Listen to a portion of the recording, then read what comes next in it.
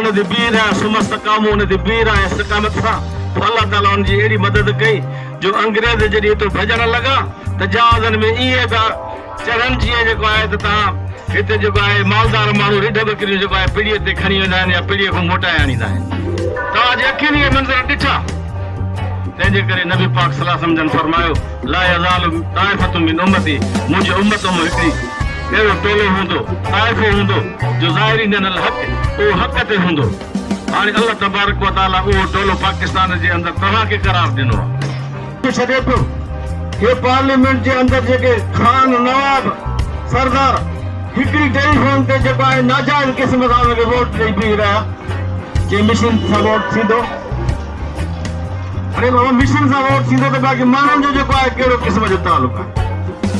त दोस्त अज़ीज़ो ऐं तव्हांजी जमात मौलाना साहब जन इन्हनि खे नथा मञनि पिया, चवनि था पिया न असां हिन क़ौम खे पंहिंजे हक़ ॾियारींदासीं।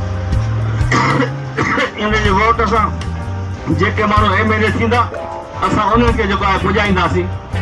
सिर्फ़ु फ़र्क़ु इहो आहे हुते रिमोट ते जेको आहे उहे नवाब सरदार ख़ानस रहण वारा माण्हू उहे हुते जेको आहे हिकिड़ी टेलीफोन ते जेको आहे पंहिंजो जेको आहे ओॾे वञी वोट था ॾियनि पिया।